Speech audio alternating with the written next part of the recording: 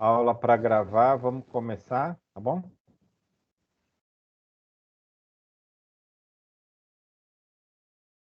Estão vendo aqui a tela, né?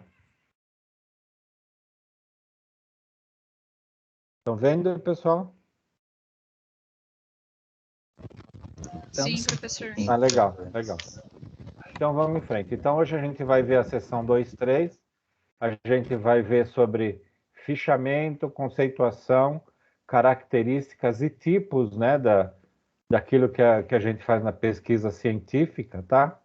Então, é um ponto interessante para você começar já a fazer o levantamento do material e como você vai guardar o material, tudo. Então, isso aí é o chamado fichamento, né? Então, a gente vai desenvolver um pouco esse assunto hoje, tá? A primeira coisa a avisar é que a semana que vem a gente tem a prova B1, né? Então, a prova B1, como a gente já fez no semestre passado, como a gente está no remoto, né? Ela vai ser feita online, né? Vai ter um acesso lá no AVA, vai estar disponível do dia 29/9, né? A 1h00 um minuto do dia 29/9, e vai estar até 30/9, às 23h59. Vai estar 48 horas disponível, tá? Para vocês fazerem a prova. Tá? Então, vocês vão escolher qual o melhor horário para se fazer, né? Se tiver qualquer problema, vocês me acham no WhatsApp, vocês me acham também na quarta-feira, no dia da aula, eu vou mandar um link para vocês, vou estar até umas 8h30, 9h no link, né? Então, se alguém precisar falar comigo, também está disponível, tá? O link vai estar na primeira aula do AVA, tá? Então, vai estar lá na unidade 1, sessão 1, e vai estar na aba aula. Aqui vai ter um link da prova, tá? Então, vai estar na unidade 1, sessão 1 e na aula, tá bom? Quem faz outras disciplinas comigo, todas vão estar aqui, tá? Eu prefiro colocar aqui no início que fica mais fácil. Agora, os outros professores, eu já não sei, quem tem disciplina com os outros professores, vocês têm que ver os outros professores. Então, quem faz disciplina comigo vai estar aqui. Se tiver algum problema de não achar, me chama e tudo mais, né? Que aí a gente resolve. Mas já no final de semana eu já vou postar, só que aí vocês só vão conseguir acessar após a meia-noite no início da madrugada do dia 29, né? Quem tiver acordado que vai fazer, dá para fazer também. E vai estar até as 23h59 do dia 30. São 48 horas para fazer. Tá bom? E vai cair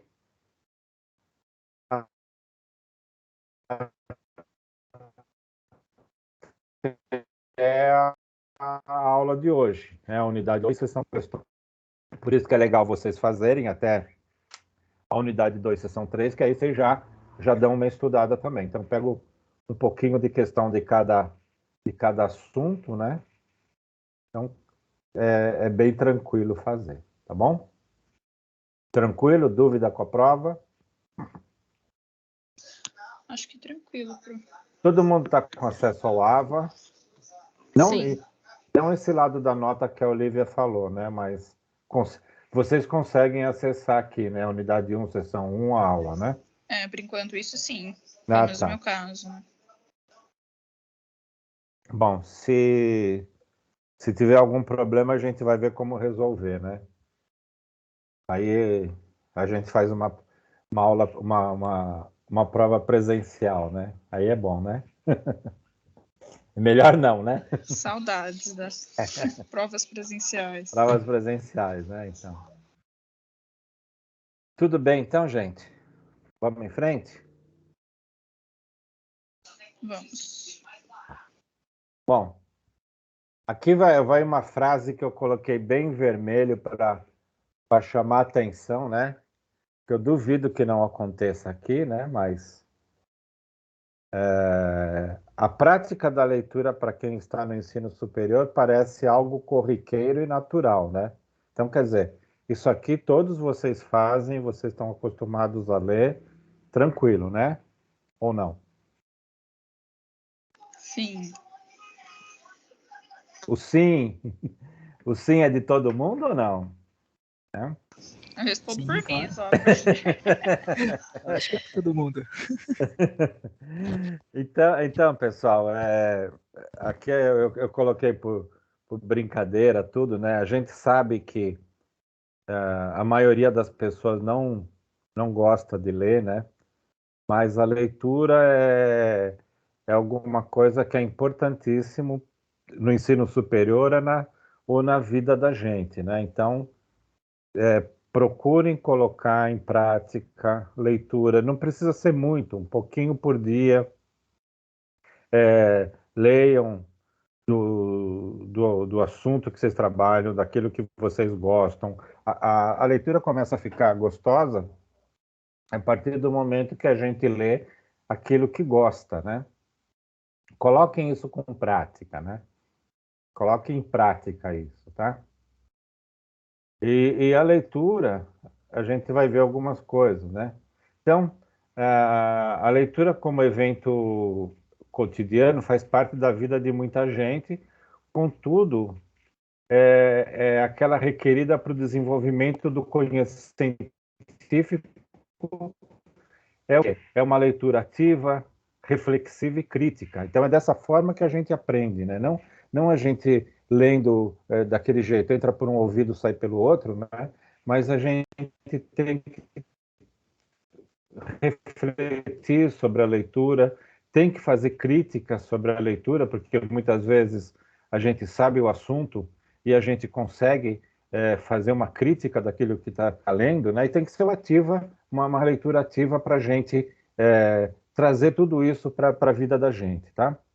Então não se trata de um ato de codificação mecanicista, né? Quer dizer, uma leitura automática, isso aqui que ele quer falar, né?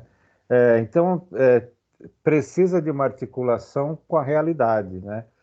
Então, e a leitura, ela é uma compreensão do mundo, e sobre a gente vai aprender sobre a realidade. Então, esse é o lado importante da leitura, tá? Então, esse Lucchesi é um autor, né? E ele afirma que é o exercício, a leitura, né? É o exercício da capacidade de formar nossa própria visão e explicação sobre os problemas que enfrentamos. Então, aqui tudo que a gente for ler vai trazer para o nosso conhecimento, né? Vai ter uma visão e uma explicação, né? Para isso, algumas exigências são feitas ao leitor para que essa atividade seja efetivamente um processo de leitura do mundo. E uma delas é o desenvolvimento da capacidade crítica que decorre do estudo. Então, a partir do momento que a gente lê, que a gente faz uma análise, a gente começa a ter uma visão crítica, uma capacidade crítica. Isso é importante a gente fala para a vida da gente, mas é importante também para o lado profissional. Então, a partir do momento que a gente começa a desenvolver a leitura, e claro, se a gente se for ler em cima da nossa vida profissional, vai trazer um monte de informações sobre a nossa área e muita coisa que, na maioria das vezes, a gente consegue aplicar no nosso dia a dia, né? Por quê? A leitura vai trazer para a gente uma capacidade crítica, a gente vai conseguir avaliar aquilo que a gente tem na nossa vida profissional, na nossa empresa, com diversos outros autores falando aquele assunto, né? E aí a gente vai ter várias visões de diferentes autores e a gente vai conseguir, vai desenvolvendo essa capacidade crítica, né? Então, a leitura não é, portanto, uma atividade passiva,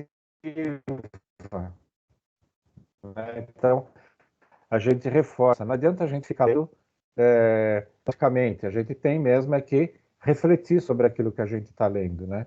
Ao contrário, é uma atividade complexa que, inclusive, pode ser constituída por elementos e quanto melhor dominamos, maior proveito o leitor obterá. Então, quanto mais a gente lê, quanto mais a gente se envolve no assunto, mais a gente vai ter o melhor proveito, né? Mais a gente vai aprender. Então, aí tem, né? A gente tem que concordar que a sociedade atual, em função da simplificação nas línguas, tornou muito conteúdo de tal forma que os objetivos nem sempre requerem um grande esforço para serem compreendidos. Então, hoje, a gente tem muitas pessoas que pegam determinada informação, não analisam, né? E aí é isso que está se falando, na simplicidade, na simplificação, na maneira de veicular informações. Então, a gente vê nas redes sociais as pessoas colocam uma informação, ninguém lê em detalhes, né? E aí já passa para frente. Muitas vezes são coisas que alguém inventou sem nenhum fundamento, né? E a gente começa a criar toda uma ideia baseada numa coisa que alguém escreveu de qualquer jeito, né? Então, a importância de você ler, quando a gente pega alguma coisa nas redes sociais, a importância, antes de passar para frente, a gente verificar se aquilo que está falando, senão nós estamos distribuindo, né, as fake news, né? Então, ou mesmo erros, quanto que a gente vê de erro de português escritos nas redes sociais, né?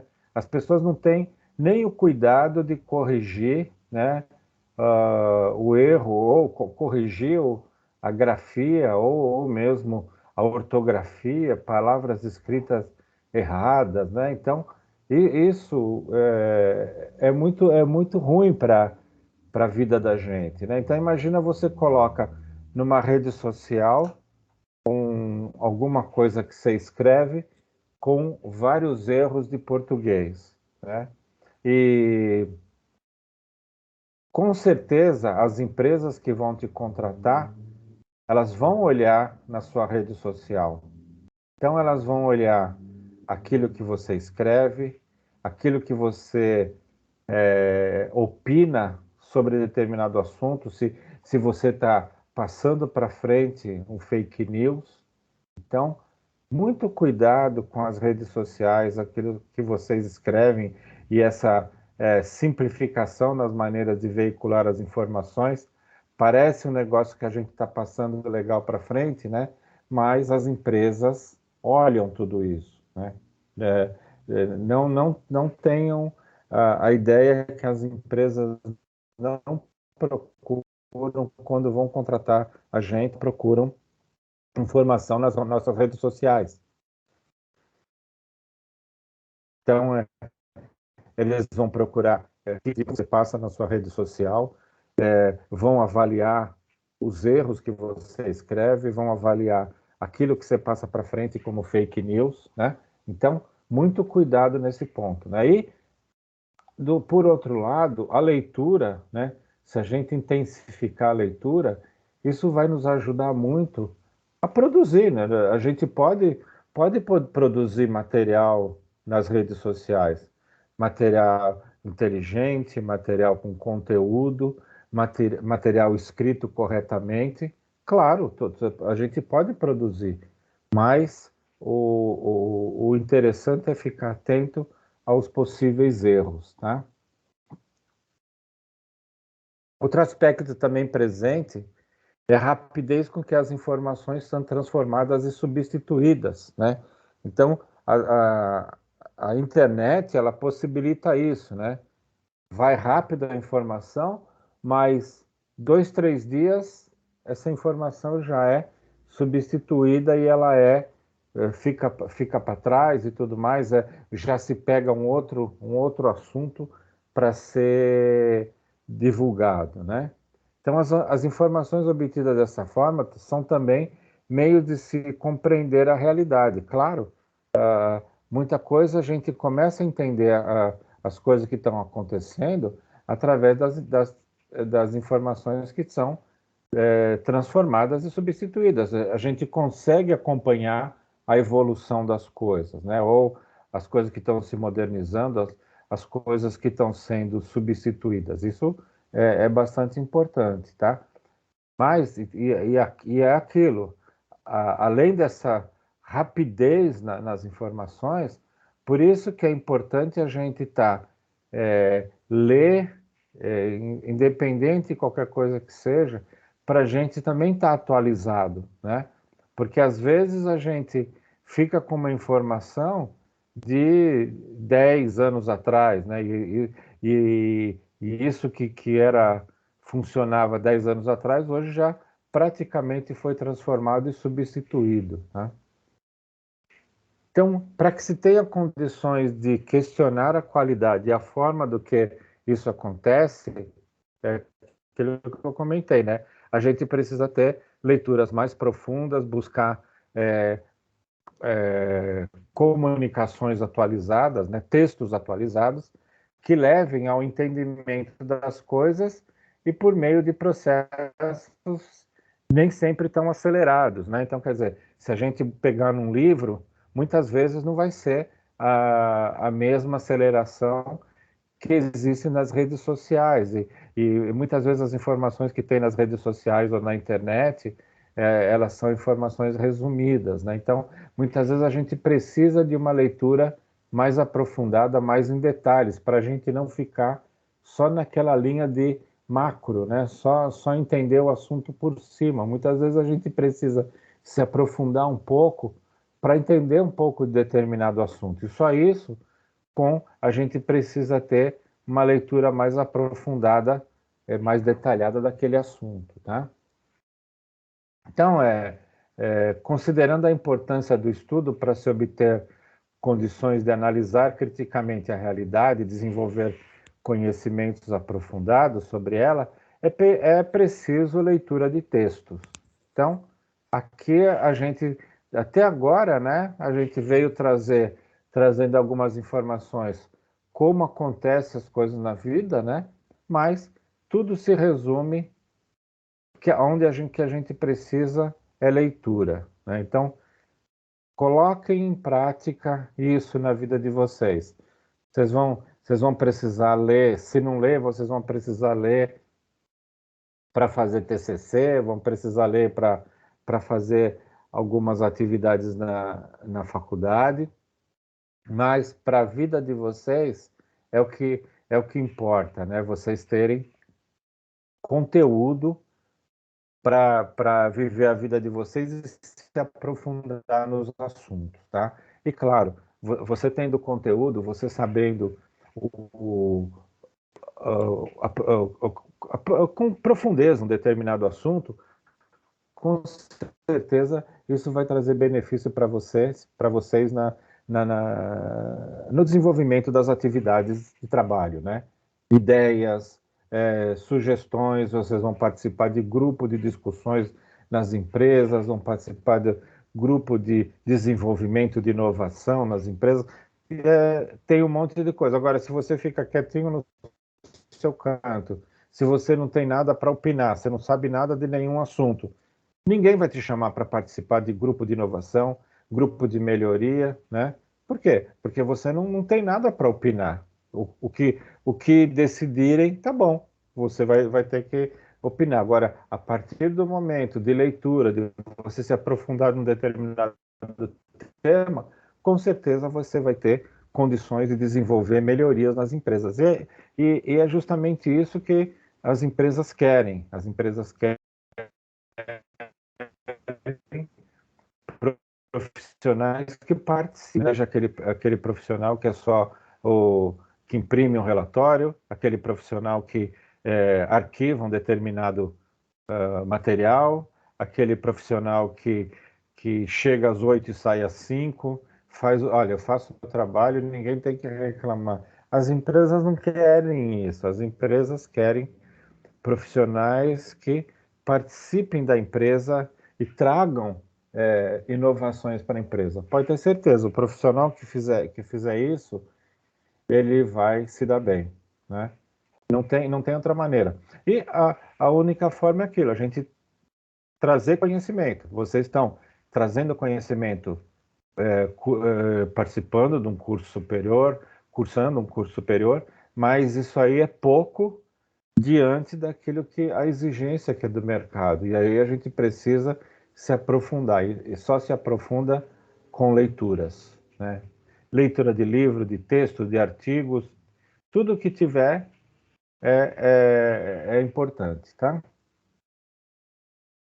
É comum encontrarmos no ambiente da universidade acadêmicos que não gostam de ler, né? A gente sabe disso, né? Contudo, esse domínio tem se mostrado indispensável na vida de quem pretende estar inserido numa sociedade que é centrada na leitura e na escrita. A nossa sociedade é centrada na leitura e na escrita, né?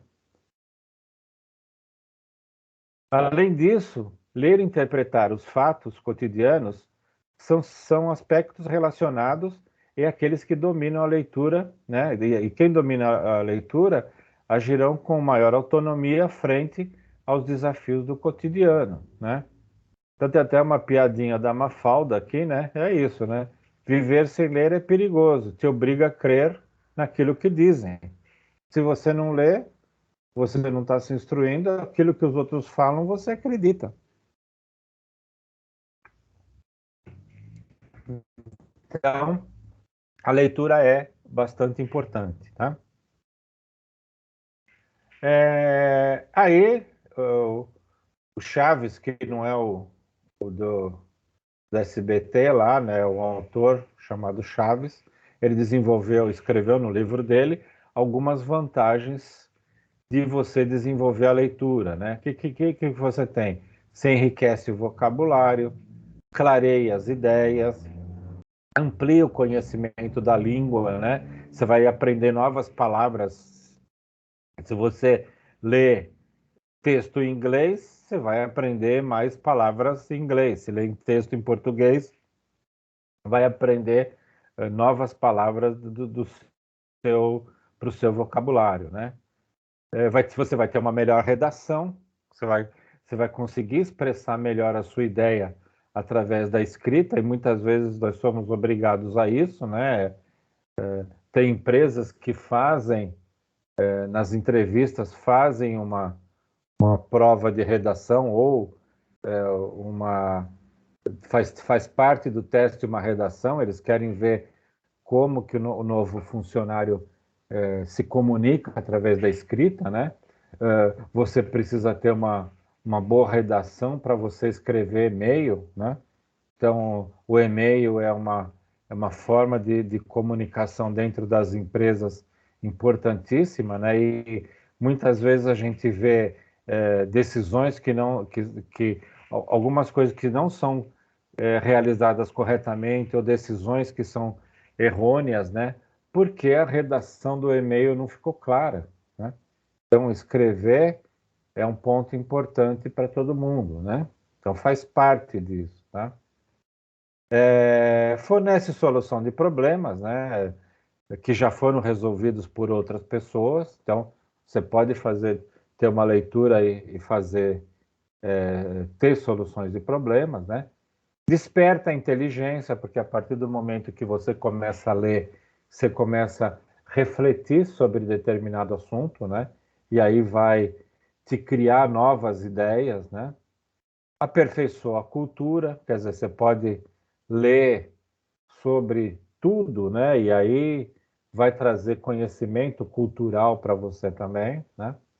E outros motivos também são importantes para a leitura, tá? Então já esses daqui já merecem uma atenção especial, né? É claro, a leitura de qualquer assunto vai te trazer um mundo diferente, né? Por isso que a gente sempre fala, coloquem como rotina ler um pouco por dia de determinado assunto, tá? Bom, a gente tem aqui fases da leitura informativa, né?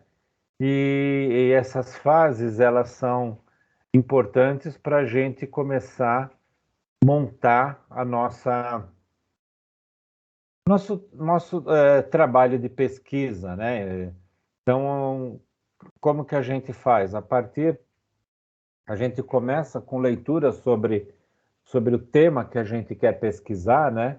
Ou o próprio TCC que a gente vai fazer, a gente precisa iniciar com leituras. A gente tem uma ideia daquilo que a gente quer produzir, né?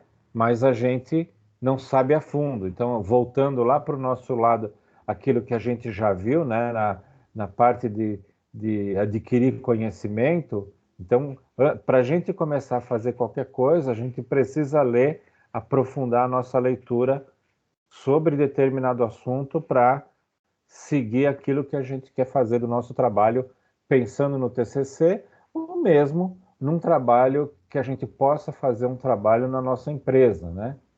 Então, a primeira fase é leitura de reconhecimento e pré-leitura. Quer dizer, nessa fase que corresponde ao levantamento das fontes bibliográficas que contenham dados ou informações que poderão ser aproveitadas e após o levantamento, procede-se o exame das fontes para saber do que está se tratando, né? Então, o que a gente tem aqui? A gente tem um assunto que a gente quer pesquisar, né? E a gente precisa buscar fontes sobre esse assunto, né? Então, eu trago aqui um exemplo, né? Do trabalho que a gente fez esse ano, que acabou agora 31 de julho, sobre competências digitais dos professores, né? Quais são as competências que os professores precisam desenvolver com a digitalização da educação, né? Então, aqui eu trouxe um exemplo. Então, a primeira coisa, como começou nosso trabalho, né? A gente não sabe quais são as competências, a gente sabe que a gente quer pesquisar sobre as competências. Então, a gente veio aqui no Google Acadêmico, né?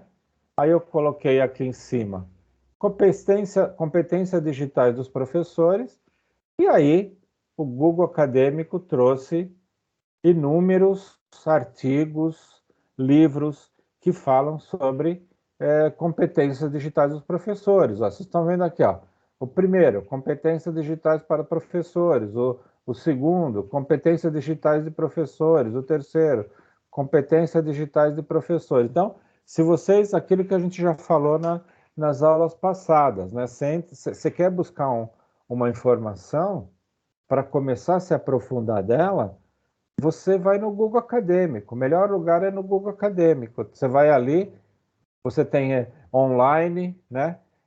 Aí, a partir desse momento, a gente começou a olhar esses artigos aqui, né? Então, o que a gente fez? Veio aqui nos links, né? Não especificamente esses daqui, mas a gente começou a fazer download de todos os artigos que a gente achava que estava interessante para para nossa pesquisa. Então, é bem isso aqui, né? Fase que corresponde ao levantamento das fontes bibliográficas que contêm os dados ou informações que poderão ser aproveitadas.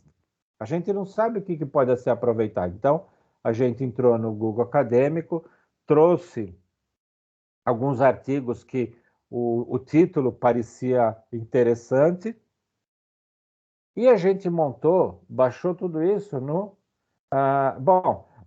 Aí a gente fez essa pesquisa do Google, né, com a parte de artigos, e também fez a pesquisa na biblioteca virtual, e aqui a gente utilizou a palavra-chave tecnologias digitais na educação.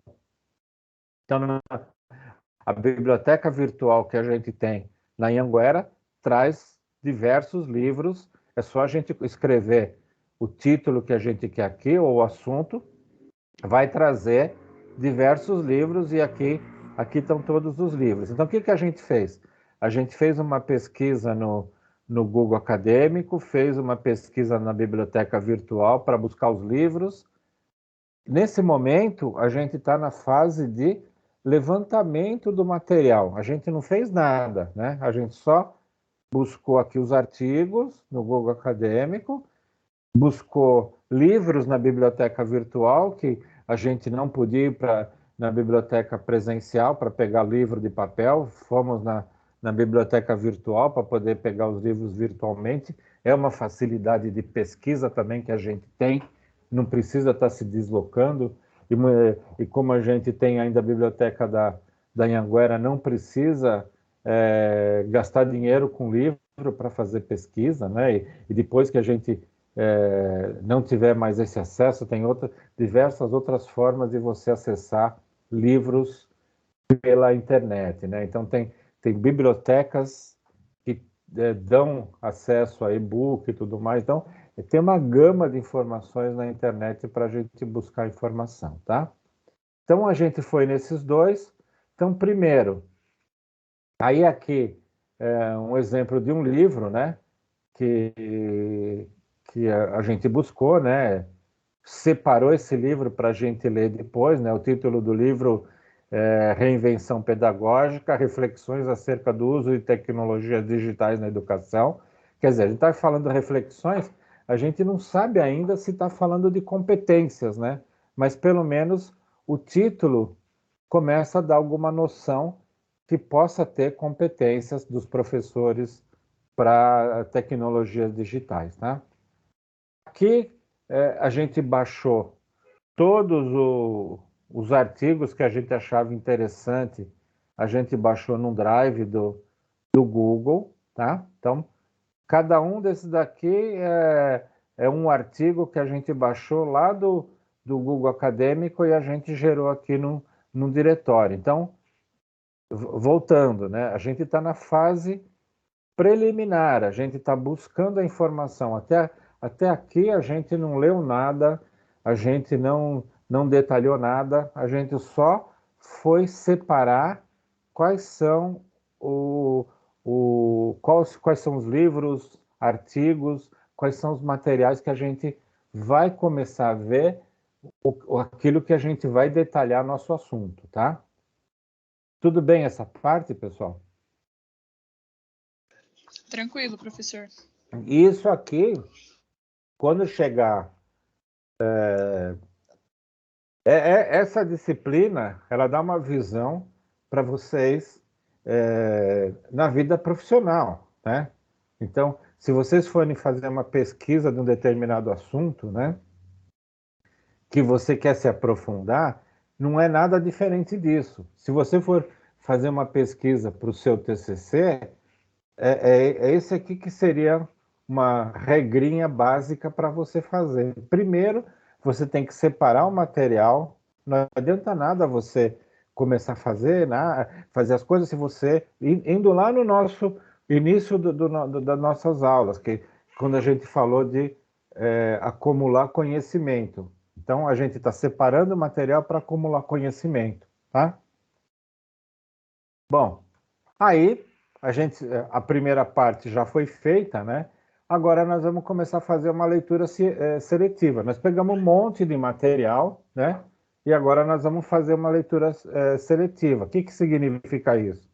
Implica na seleção do material que será usado em conformidade com as necessidades do estudo. Ainda não se trata de uma leitura exaustiva e minuciosa. Essa aqui é apenas para verificar se os dados apresentados fornecem informações sobre o assunto que será estudado. Quer dizer, o que a gente fez? A gente buscou o material pelo título, né? E pode ser que o título não está muito detalhado e a gente trouxe algum material que não fosse, que possa ser utilizado, né? Então, o segundo ponto é a leitura seletiva. Vocês lembram, nas aulas passadas, que a gente falou que para a gente fazer uma pesquisa científica, a gente precisa de um método, né? Então, aqui, a gente está vendo um método de fazer pesquisa, né? Então, não adianta a gente começar pelo final, não, já vou começar a escrever o meu trabalho. Não, você tem que preparar antes para poder escrever com tranquilidade. Então, a gente está seguindo aqui um método. Primeiro você separa o material, agora nós vamos fazer uma leitura seletiva, e ele fala aqui, não se trata de uma leitura exaustiva e minuciosa. A gente só vai verificar quais realmente serão os textos que a gente vai ler em detalhes, tá? Então, o que a gente fez aqui? Pegando um artigo, né? Esse aqui é um artigo daqueles que a gente baixou, né? As competências do professor do século XXI, a tecnologia como instrumento de apoio. Pelo título, legal, pelo título parece que tem aquilo que a gente quer, né? E todo artigo, ele começa com um resumo, né? Então, nessa pesquisa seletiva, a gente não vai ler o artigo inteiro que tem 20, 30 páginas. A gente vai dar uma olhadinha no resumo. No resumo, se o autor, e aqui são dois autores, né? Se o autor normalmente ele escreve um pouco sobre o artigo dele, né? Então já dá para a gente separar o artigo só lendo o resumo. Então, e aí vai nesse ponto aqui, ó. Não se trata de uma leitura exaustiva e minuciosa. Então, a gente só dá uma olhadinha no resumo e a gente viu, dentro do resumo tem o objetivo da pesquisa dele, né? É compreender como a tecnologia pode contribuir para a aprendizagem dos alunos e dos professores que pode explorar esse recurso. Então, a princípio, o título fala de competência, aqui ele fala do objetivo da compreensão e como a tecnologia pode contribuir. Então, esse artigo parece interessante e vamos selecioná-lo para poder ler em detalhes, né? Então, esse artigo acabou sendo escolhido, né? Aí, o nosso trabalho a gente estava fazendo sobre o ensino superior, né? E a gente acabou selecionando daqueles que a gente buscou no Google Acadêmico, a gente pegou aqui competências de EAD, né? Mas passou desapercebido falando de ensino médio, né? Concluintes do ensino médio não é frequentando ensino superior. Então, quando a gente foi fazer aquela análise superficial, a gente viu que esse artigo aqui, ele está mesmo pegando como a tecnologia foi utilizada, né? Mas para concluintes do ensino médio, alunos que estão acabando do ensino médio. Então, para a gente não interessava. Então, indo para aquele lado de fazer seleção de material, esse aqui já ficou fora, né? Porque fala de ensino médio. Então, eu quero que vocês entendam esse lado de fazer a seleção como o segundo passo na escolha do material que a gente vai ler, tá? No caso do livro, né? Aí a gente vai nos capítulos do livro, a gente foi no índice e pega os capítulos, né? Então aí já começa. Docentes analógicos e alunos na geração digital. Desafios e possibilidades da escola do século XXI. Quer dizer, então aqui a gente já começa a ver que tem material que possa ser explorado, né? Então, uma parte do nosso trabalho era entender os desafios que a inovação na escola, no curso superior, né? Tem sentido, né? O que aparece? Então, a gente selecionou esse capítulo do livro também. É importante voltar aquilo.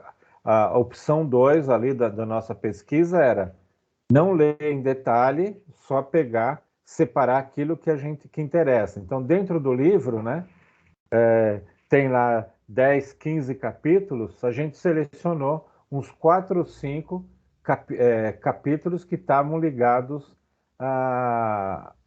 a parte fundamental de competências, tá? Então, selecionar aquilo que a gente vai ler detalhado, tá? Então, essa segunda parte, a leitura seletiva, a gente acabou fazendo dessa forma que foi mencionado para vocês, tá? A terceira, né, que aí sim é a leitura crítica e reflexiva, né? Então, essa etapa corresponde ao estudo dos textos levantados, dos textos levando em compreensão a mensagem do autor, e esse estudo passa por fases, uma visão global do texto, análise das partes para chegar à síntese integradora. Então, quer dizer, a partir dos textos que a gente selecionou, a gente partiu para ler na totalidade os textos, né? Para poder, dentro dos textos, identificar aquilo que a gente colocaria no nosso trabalho, tá? Aquilo que a gente utilizaria dos autores. Então, você pega um artigo, na verdade, ele tem lá 20, 30 páginas, não dá para a gente usar tudo, né? A gente queria falar sobre, inicialmente, competências, desafios que os professores têm, né, para manter a aula atualizada, a aula utilizando tecnologia, né? Então, é nesse ponto que a gente ia buscar, e aí é o que ele fala aqui, né? Fazer uma leitura global do texto, né, e analisar as partes que possam ser utilizadas, né?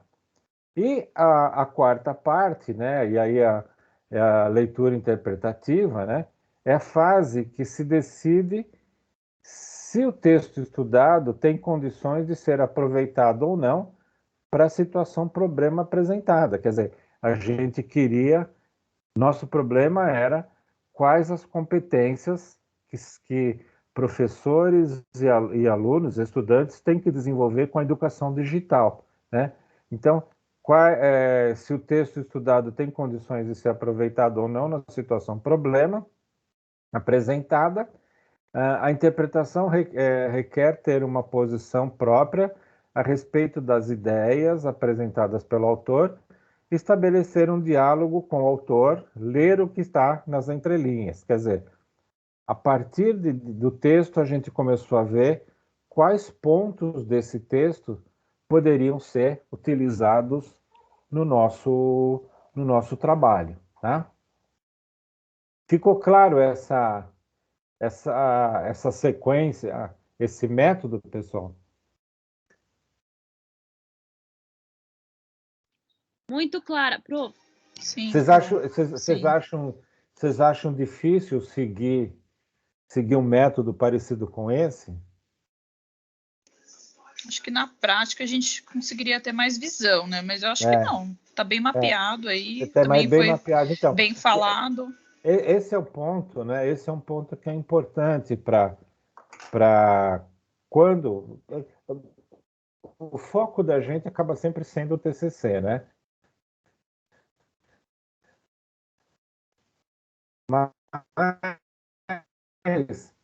de qualquer forma é importante fazer um método na empresa. Vocês podem ter oportunidade de desenvolver um projeto. Aqui ainda tem uma continuação dos exemplos, né, que a gente fez do nosso trabalho, né? Então, aqui, de utilizar o diálogo do autor, que poderia ser utilizado no nosso trabalho, né? Então, aqui eu já trouxe uma parte do texto, né, onde o autor que escreveu esse texto, né, ele citou o Perrenoud, né? Ele citou um livro do Perrenoud, onde ele fala o quê? Ele apresenta as competências, né? Então, o que o Perrenoud falava lá em 1996? E aí ele já dá a página, tudo, né? Bom, quais a competência? Utilizar novas tecnologias, né? Então, não adianta nada o professor conhecer a tecnologia, né? Então, vamos dizer, ele conhece muito bem fazer uma apresentação, ele conhece muito bem usar o PowerPoint, né? Só que ele não usa na aula dele. Então, como uma competência, que o Perrenoud já falava lá em 1996, utilizar novas tecnologias é uma competência do profissional para ensinar, né? Organizar e dirigir situações de aprendizagem. Então, quer dizer, o professor ele precisa criar formas utilizando tecnologia para quê? Para fazer com que os alunos aprendam, né? Então, é uma competência necessária. Conceber e fazer evoluir as disposições, os dispositivos de diferenciação, quer dizer, que dispositivo pode se utilizar? Pode-se utilizar um tablet, pode-se usar um smartphone na aula, né? Envolver os alunos em suas aprendizagens e seu trabalho. Quer dizer, será que não dá para se utilizar, dependendo do caso, do assunto da aula, não dá para se utilizar alguma coisa? Poderia até ser um exemplo nosso aqui. Bom, vamos fazer um texto em Word, mas eu vou dar algumas dicas para vocês do Word, como utilizar o Word para fazer um texto, né? Quer dizer, então eu estou envolvendo os alunos, né? Para quê? Para que use o dispositivo, os recursos da tecnologia, desenvolva o aprendizagem. Então, tudo isso são competências que esse autor apontou. Então, essa parte de competências a gente já extraiu, deixou fora, para quê? Para colocar no nosso trabalho. Então, essas competências, se vocês lerem nosso trabalho, estão lá. Por quê? A gente buscou, a gente aprendeu, a gente foi trazer conhecimento, né? Quais são as competências? Porque quando a gente começou a fazer o trabalho, a gente não tinha ideia quais eram as competências profissionais para os professores, né? E aqui esse Perrenoud já escreveu, esse autor que buscou informações para montar o trabalho dele, buscou as competências. Tem várias aqui, acho que vai até 10, né? Mas eu trouxe aqui para mostrar para vocês quando a gente seleciona uma parte, né? Que aí já é essa parte final aqui, né? A interpretação requer uma posição própria a respeito das ideias apresentadas pelo autor, estabelecer um diálogo com o autor, ler o que está nas entrelinhas. Quer dizer, a gente selecionou aquilo que vai entrar no nosso trabalho, tá? Trouxe aqui uma parte do trabalho desse autor, tá bom? Então, a sugestão, pessoal, para vocês fazerem qualquer tipo de pesquisa, e aí, a partir de selecionar aquilo que a gente vai colocar na nossa pesquisa, aí a gente já pode começar a escrever. A gente leu em detalhe o material, né, a posição 3 aqui, a gente leu em detalhe, a gente aprendeu bastante, a gente aumentou muito o nível de informação que a gente precisava para fazer o trabalho, e a partir daí a gente tem conteúdo para poder escrever, tá?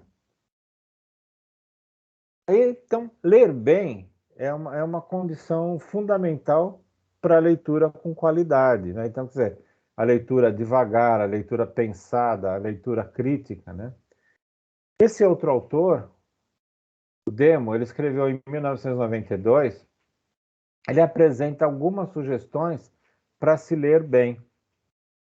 Então, para se ler bem, o que é? Fazer uma leitura inicial para compreender do que se trata o texto, aprender o estilo do autor, né? Que às vezes a gente pega um determinado livro, um determinado texto, cada pessoa tem uma forma de escrever, né? Então tem aqueles autores que repetem, aqueles autores que falam de uma forma, repetem de outra forma, tem aqueles autores que são mais objetivos. Então, a gente vai, baseado nessa leitura inicial, a gente vai aprender esse estilo do autor e a gente vai também ver como que é a construção argumentativa do autor. Se ele se baseia, se ele se baseia em outros autores, se ele tem um lado autoral, se ele não se baseia em outros autores, mas ele dá exemplos reais que aí justificam o texto dele. Então, e aí a gente vai aprendendo como que o autor trabalha, né? Como que o autor escreve. Reler o texto quantas vezes forem necessárias.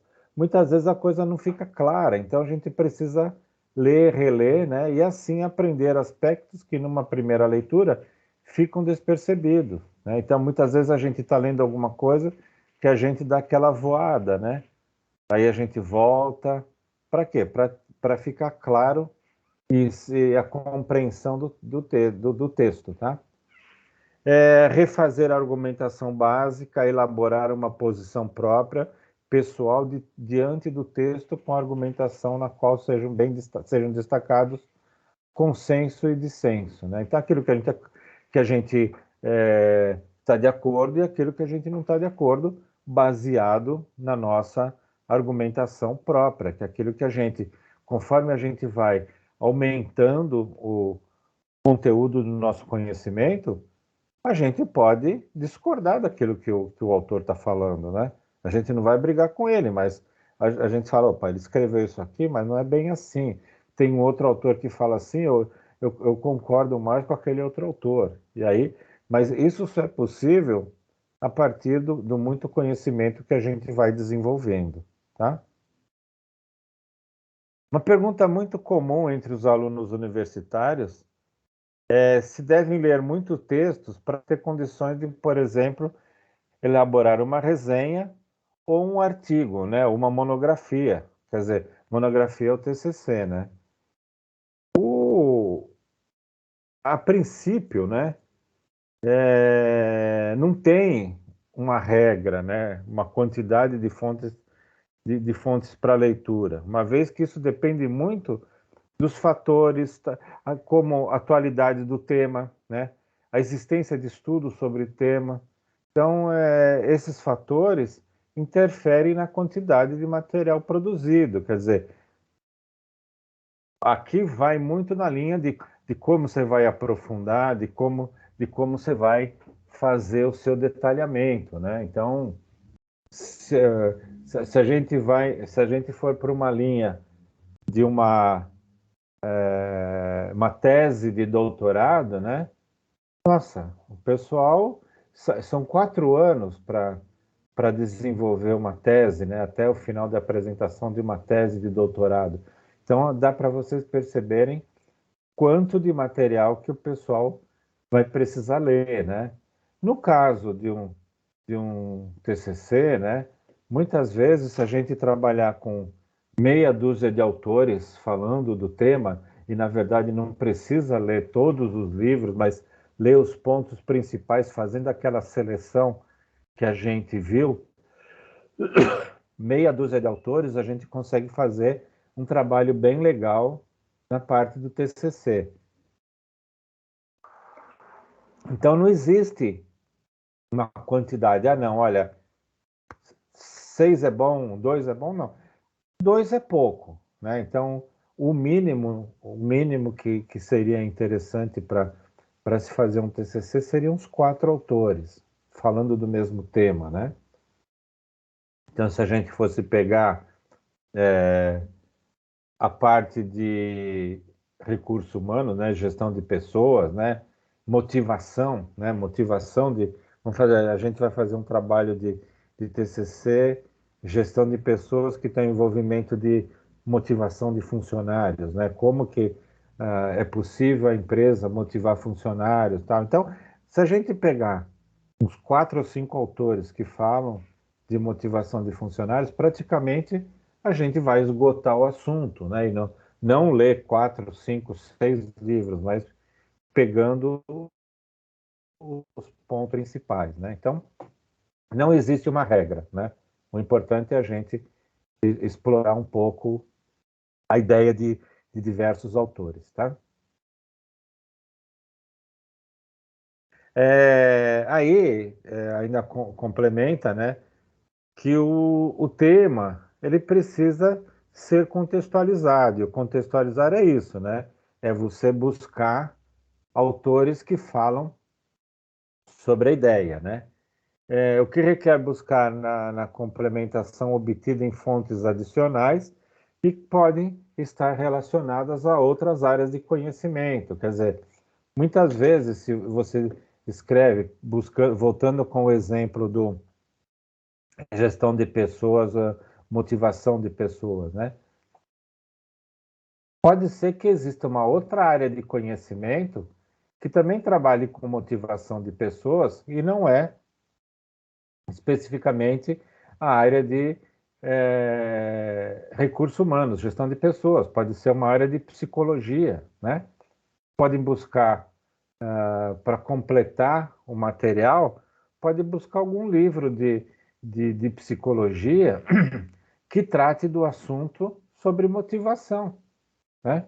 A pessoa pode, não precisa estar motivada no trabalho, mas se ela tiver uma motivação pessoal, né?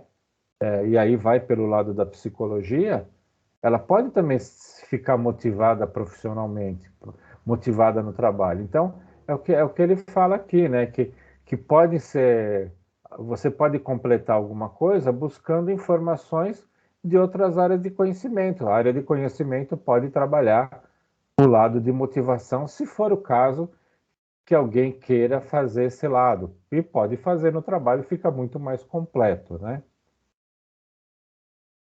Após a definição e seleção do material bibliográfico a ser utilizado, a pergunta é: como organizar essas informações, né? E esse é o ponto bastante importante, porque a gente vai lendo, né? E vamos supor, a gente fica 2 meses lendo o material, né? E passou lá 45 dias, a gente não sabe. Aí a gente começa a escrever lá pro 45º dia, né? Fala, puxa vida, eu lembro que vi esse assunto, mas onde está isso, né? Eu sei que está dentro do material que eu selecionei, é mais ou menos essa pilha aqui, né? Eu sei que está aqui dentro, mas onde, né? Então, existe uma linha de apoio, né, que é o chamado fichamento, né? E que é aqui, uma base bastante comum e usual para se fazer a organização e compilação do texto é o fichamento, tá?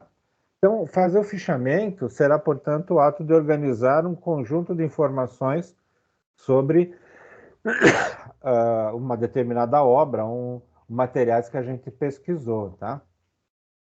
Ele permite a organização, a ordenação do material, fundamental do material fundamental, ao desenvolvimento do trabalho e facilita a seleção constante da documentação. Então, esse é um ponto importante, né? Se a gente lembrar alguma coisa, a gente vai buscar, né? Orienta-se que nessas fichas estejam presentes de forma bastante objetiva todas as informações que normalmente se requer num estudo científico: o nome do autor, nome da obra, edição, local da publicação, editora e o ano da publicação, né? Quer dizer, essas informações nos ajudam a buscar o material, né? Então é importante que a gente tenha registrado isso, né? Atualmente, os recursos de informática, as fichas tradicionais, porque antigamente como se fazia? Pegava mesmo numa folha de papel e anotava essas informações, né? Agora, com o lado da informática, a gente pode usar os recursos da informática para fazer esse fichamento, guardar as informações, né?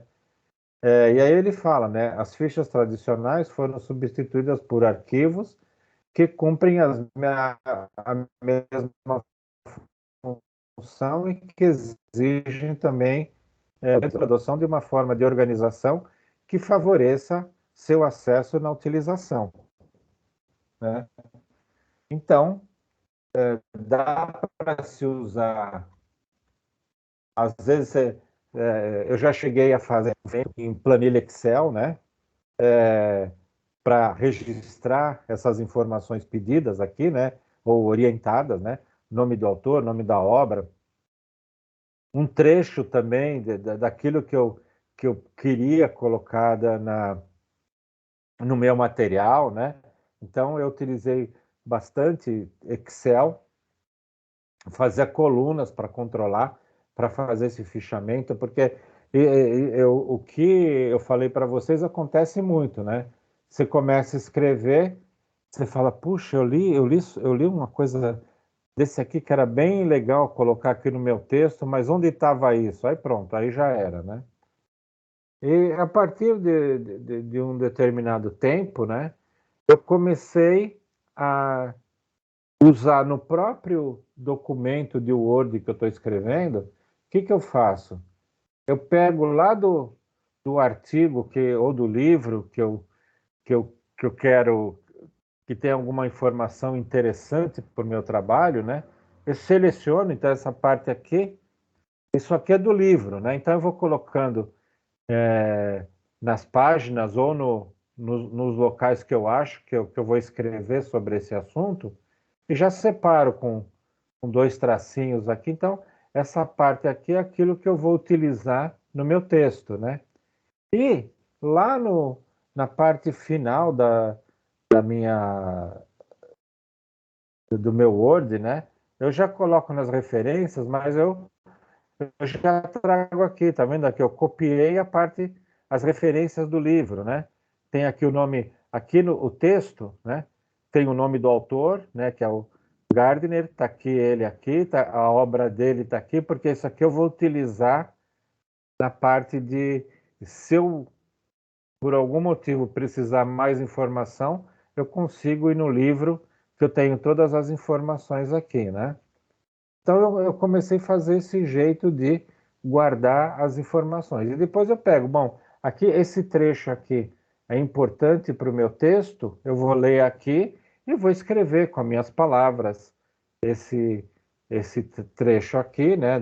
Mais para frente a gente vai analisar um pouco o que é citação direta, citação indireta, né? O que é plágio e tudo mais, mas aqui a gente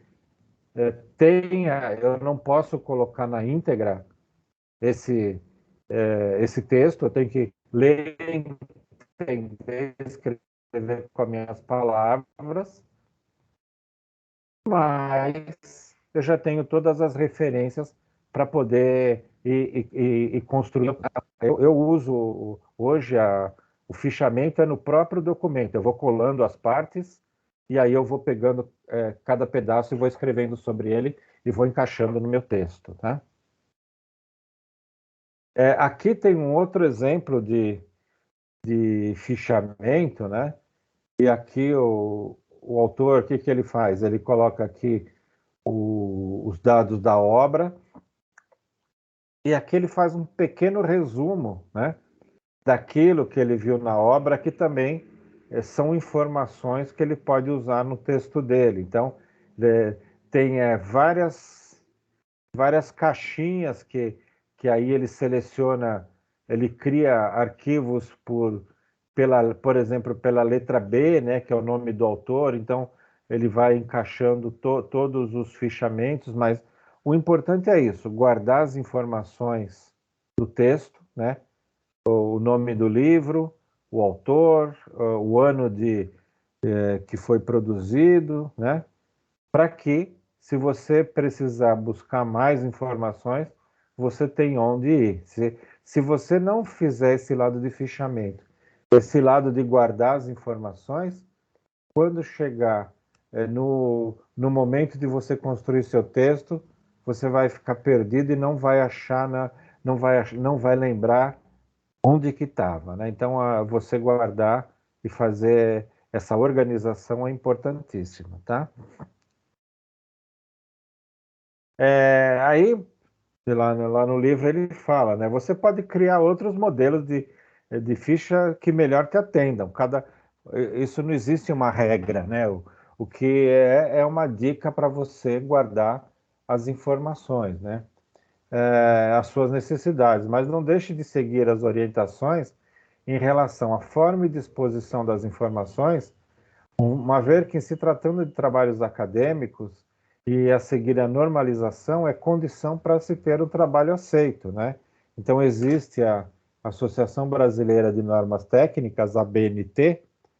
Então, a gente precisa, quando a gente faz nosso trabalho, lá na parte das referências, a gente precisa colocar todas as informações da obra, que é nome do autor, nome da obra, se foi retirada da internet, o link da internet, que ano que foi publicado. E se a gente não guardar essas informações como tem aqui, né, ó, se não guardar essas informações, se a gente, por exemplo, só pegar o nome do autor e o ano, aí a gente não vai lembrar qual é a obra, porque muitas vezes a gente não pesquisa só 2, 3 obras, a gente pesquisa 15, 20, e a gente não vai lembrar os nomes. Por isso que eu faço isso aqui, né? Ó.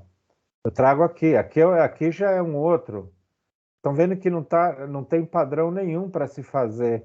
Eu só colei aqui em letra vermelha, mas só para eu saber quem, que tem o ano, tem o nome da obra, tem o autor, pelo menos daqui eu já consigo lembrar e buscar as informações. Então, o que ele traz aqui é isso. Você pode fazer o formato que você quiser de fichamento, mas você tem que ter uma forma de guardar, e aí voltando aqui, né? Ó, aqui, ó, nome do autor, nome da obra, edição, local da publicação, editor, ano da publicação. Isso aqui é tudo importante para que a gente coloque como referência no nosso trabalho, seguindo as normas da ABNT, tá? Ficou clara essa parte de fichamento, pessoal?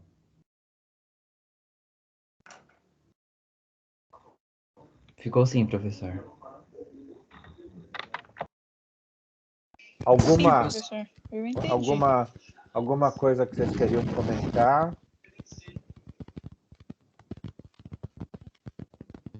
Tranquilo. Tranquilo, né? Não, é assim, a pesquisa científica ou a pesquisa para um conhecimento, né? Para aumentar um conhecimento, não é difícil, né? Mas ela precisa ser trabalhada, ela precisa ter regras, né? E aí a gente consegue fazer facilmente, tá? Ô, professor. Oi. Quando a gente for fazer o TCC, nós vamos ter um orientador para cada turma ou vai ser mais de um orientador? Então, como que funciona o TCC na Anhanguera, né? O TCC ele é corrigido por um tutor online, né? Então, esse tutor online ele fica lá em Londrina e tudo mais. Existem todas as regras, material para informando como que você tem que fazer o TCC, né? E o TCC ele é feito em 2 etapas. A primeira etapa é no 7º semestre, que é o chamado TCC1. Você faz uma ideia de projeto, aquilo que você quer pesquisar, tá? Então, ele já é dividido em 3 atividades. O TCC1, você faz a atividade 1, entrega, o tutor corrige, te devolve. Você tem, mais ou menos, 1 mês, 40 dias, cada atividade. E você pode enviar para o tutor até 3 vezes. Então, chega lá na atividade 1, começou o semestre, na primeira semana você desenvolve, você manda para o tutor. Se tiver dentro dos padrões que o modelo exige, ele já te devolve com a nota máxima daquela atividade e pronto, você já já pode começar a trabalhar na segunda atividade, só que você só vai poder postar quando abrir o prazo para postar. Agora, se tiver algumas correções, o tutor te devolve e fala, olha, acerta aqui, acerta ali, aí você corrige, manda de novo, né? Se ainda não tiver bom, aí ele te aponta ainda onde que precisa ser alterado, te devolve e você manda de novo. Então, você tem 3 chances para mandar, tá? Agora, tem os pontos negativos, né? O tutor tem 7 dias para te devolver. Se você começar a mandar logo no início, você vai conseguir ter esses 3 feedback do tutor, tá? Agora, muitos colegas deixam para entregar na última semana. Então, a entrega, o tutor não vai devolver. Ele vai corrigir, vai dar nota. Então, quer dizer, a primeira atividade valia 2.000 pontos, né? Se você não atendeu, ele vai dar lá 800 pontos, tá? Então, por isso, a coisa que eu sempre falo, né? Começa a fazer o trabalho e já começa a mandar, logo no início do semestre, né? Do meu lado, como tem esse lado desse tutor online, né? E aí vocês não têm muita possibilidade de conversar com ele, de tirar dúvidas rápidas, né?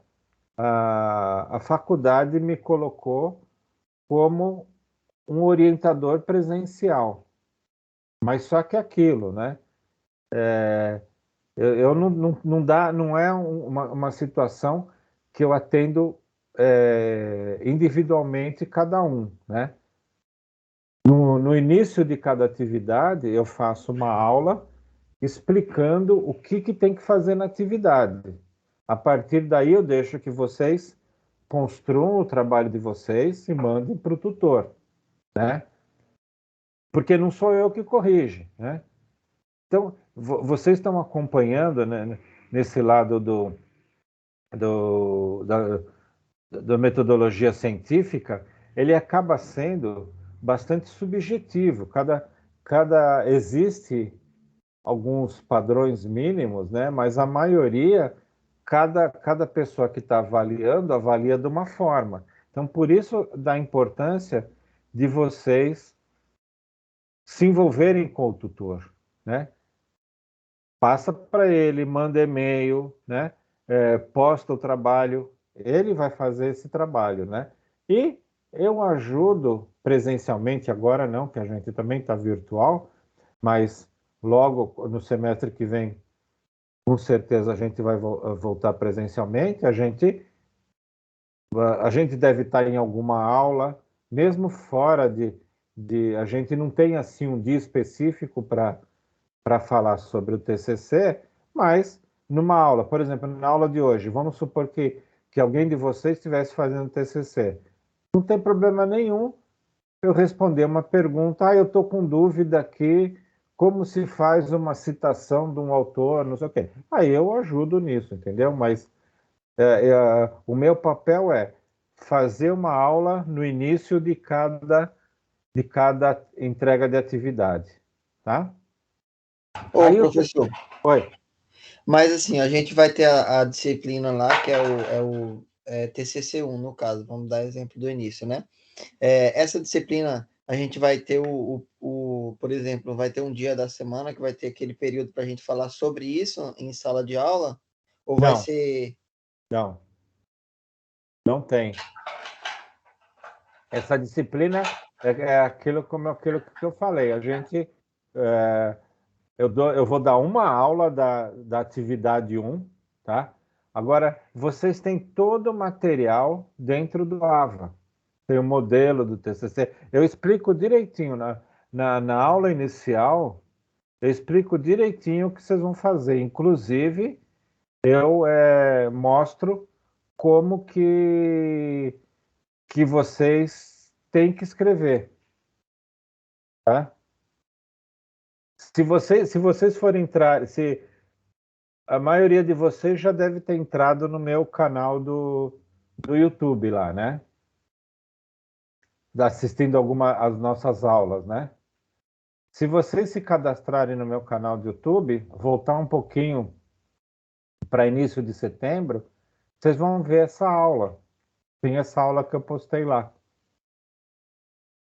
Se vocês quiserem, eu posso mandar o link no grupo.